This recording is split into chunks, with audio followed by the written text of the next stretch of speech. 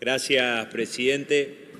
Bueno, creo que esta sesión para tratar este decreto está claro que era para terminar con una práctica que lleva adelante este gobierno, que es permanentemente gobernar por decreto, a veto limpio, y en este caso un decreto que le permite tener las manos libres a Caputo para renegociar el endeudamiento del país, beneficiando a los mismos de siempre, ¿no? A sus amigos, los especuladores financieros.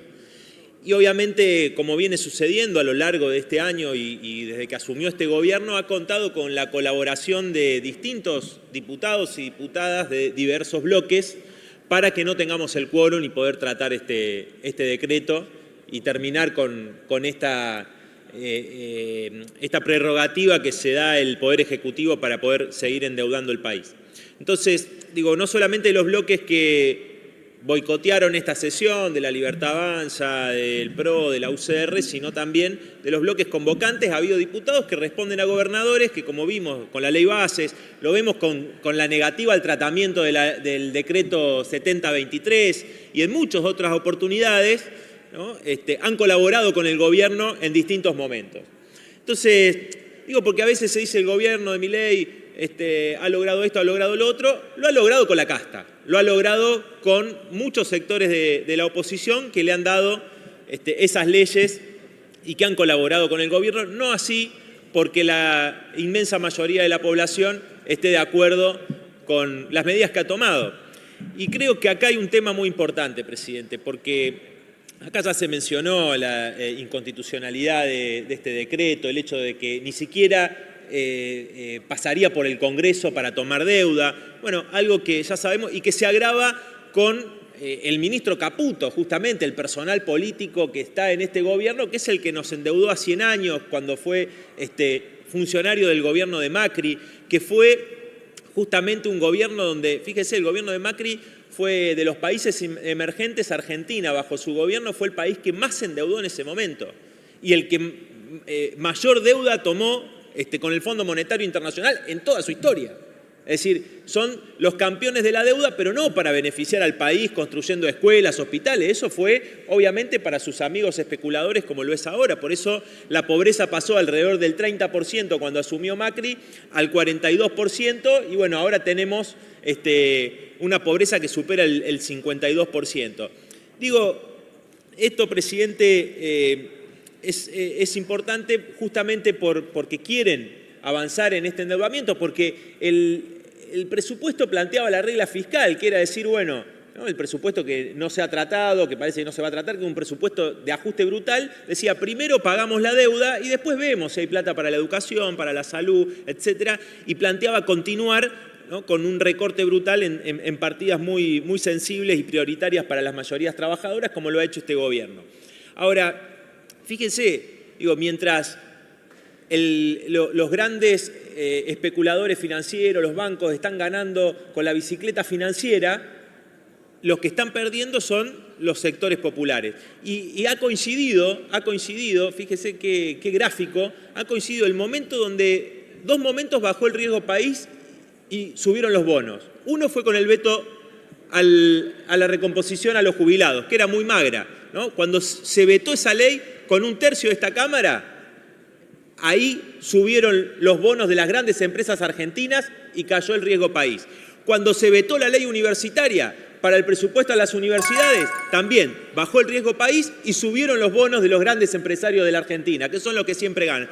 Fíjese, más gráfico imposible, ¿no? Acá no está pagando el ajuste, no, acá hay un beneficio enorme, una enorme fiesta de los grandes grupos empresarios, de los especuladores, de los bancos, de los amigos de Caputo y Milei, y un ataque brutal a las necesidades, necesidades de los trabajadores, de los sectores populares. Entonces, creo, presidente, que esto creo que desmiente también, y lo han dicho algunos diputados, algo que sostuvo el presidente hace algunos días en un programa de televisión, tratando de traficar, ¿no? Diciendo que los salarios en dólares habían aumentado, trataba de traficar una mejora de los salarios reales de los trabajadores, cuando en realidad, obviamente, si uno compara con la inflación, ha habido una pérdida muy importante de jubilaciones, de los salarios de todos los sectores asalariados, tanto de los que están registrados como del sector público, privado, como de los trabajadores no registrados, que si tomamos el promedio salarial de este año hasta septiembre, comparado con los últimos 2 años, la caída ha sido del 33%. De los sectores informales, de trabajadores y trabajadoras, todos han perdido, ni hablar las jubiladas y los jubilados.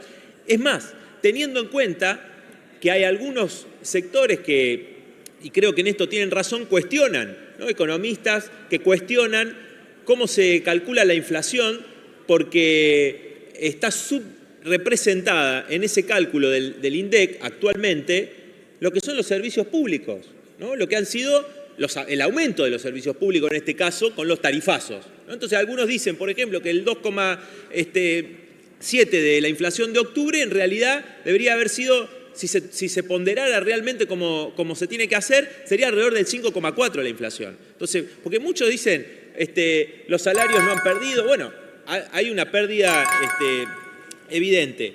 Entonces, nosotros, por último, presidente, quiero decir algo. Nosotros rechazamos este DNU desde el Frente de Izquierda, pero lo hacemos desde la perspectiva que siempre hemos planteado, que es el desconocimiento soberano de la deuda. Porque la responsabilidad en el endeudamiento de la Argentina no es solamente de la derecha, porque en el gobierno anterior del Frente de Todos se reconoció esa deuda, se hizo el acuerdo con el Fondo Monetario Internacional, que Guzmán lo planteó, Massa juntó los votos, ¿no? Ya antes habían colaborado muchos gobernadores peronistas con el gobierno de Macri, votando el pago a los fondos buitres. O sea, ahora quisieran volver a un nuevo ciclo de endeudamiento de esas características, pero bueno, por el alto endeudamiento que hicieron antes todavía no lo pueden hacer. Pero lo que quieren en realidad es eso, es volver a endeudar el país, hundiendo a las grandes mayorías aún más en la pobreza, en la miseria, el desempleo, con más flexibilización laboral. Y no solamente eso, sino también con mayor autoritarismo, presidente.